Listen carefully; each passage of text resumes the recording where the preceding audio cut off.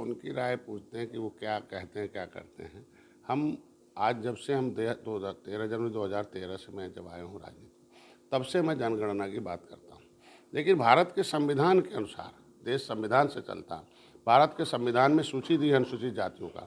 राष्ट्रपति ने उसका सेंसस मैनुअल भेज रखा है कि इसके अनुसार गणना होनी चाहिए। जो उसके अनुसार गणना हुई तो मैं 70 लाख था 1961 में, और आज के दिन में जब इन लोगों के हाथ में सत्ता आई तो हमें मारते मारते 7,000 कर दिया।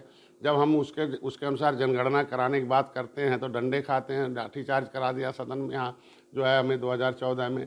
उसके बाद जो है जब मैं रेल पर आंदोलन करने गया तो वहाँ इन लोगों ने गोली चलवा दी। तो जनगणना कराने पर तो गोली चलवाते हैं, तो किस मुंह से बतियाते हैं कि जनगणना? हम तो चाहते हैं जनगणना हो, लेकिन वो विसंगति दूर होकर होनी चाहिए कि हम कहाँ गिने जाएंगे। इन्होंने तो हमें लटका रखा जब 36 साल से थे। जब हमारे दिसंबर भाई परिभाषित करने की बात करते हैं और उचित तो सेंसस मैनुअल के हिसाब से जब जनगणना की बात करते हैं तो दिल्ली में इनके सांसद तो भाग जाते हैं दिल्ली में जब बात आती है जनगणना की सही माने में, और आज यहाँ बात करते हैं। आज के दिन में हमको तो 30 साल में लटका दिया। ये पिछड़े में अनुसूचित में डालते हैं, बहन जी पिछड़े रोक देती हैं अनुसूचित में नहीं जाने से। आज के दिन में कौन सा ऐसा आयोग बना कि राष्ट्रपति ने हमें केवट मल्लाह को मझवार माना, अनुसूचित जात का हकदार माना? तो कौन सा आयोग ने रिपोर्ट दे दिया कि मछुआरों की सारे पर्यायवाची जातियों की दशा सही हो गई, 80 में नहीं है, ओबीसी में है? कैसे, किस आयोग के आधार पर इन्होंने हमारा नाम ओबीसी में डाल दिया? ये सब बेईमानी धोखेबाजी है। 30 साल से हमें लटका कर हमारी नौकरियों पर, हिस्से पर लूट मचाया गया उत्तर प्रदेश में। इसलिए जनता जाग चुकी है, जान चुकी है, इस पर कोई भांकने वाला नहीं है। जाते जाते 2016 में हमें पिछड़ी से निकाल दिया।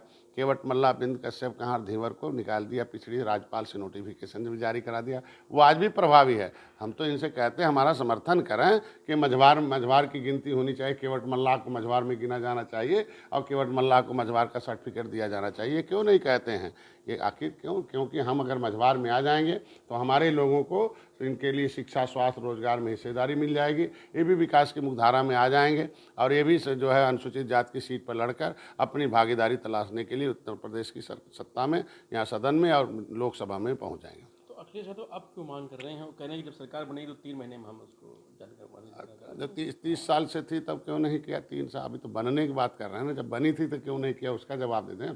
तब तो याद नहीं आए, तब तो कह नहीं कांग्रेस के ऊपर भरोसा किया। यही लोग हैं हमारी फाइल को गायब करवा दिया। मुकुल वासनी और शैलजा ने हमारी पब्लिक से आरक्षण फाइल 1950 को गायब करा रखा है। आरटीआई में मिला, हमने संसद भवन नई दिल्ली मार्ग में उन लोगों के खिलाफ मुकदमा लिखवा रखा है। साथ दें कि ऐसा कांग्रेस ने धोखा किया हमारे साथ और इन जातियों के साथ धोखेबाजी किया जहां गिनने के लिए फाइल आई थी।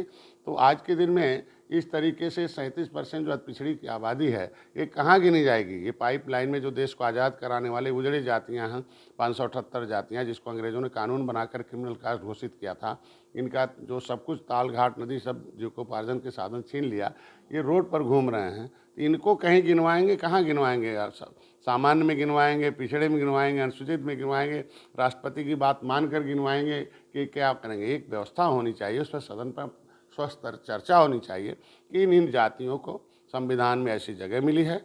इस व्यवस्था को उत्तर प्रदेश में लागू होना चाहिए और सेंसस मैनुअल 1960 आधार पर गिनती होनी चाहिए और डॉक्टर संजय जो मांग करते आ रहे हैं शुरू से पहले से वो लागू होना चाहिए। वो समर्थन करें हमारा। समाजवादी पार्टी संगोष्ठी करे माहौल बनाने का प्रयास करी पूरे उत्तर प्रदेश में, तहसील से करके कुछ भी कर डालें। जनता सब जान चुकी है कि ये सब लोग जब सत्ता में रहते हैं सबको भूल जाते हैं। खाली 2 लोग याद आते हैं, उनके इर्द गिर्द के लोग याद आते हैं और एक वर्ग के लोग याद आते हैं।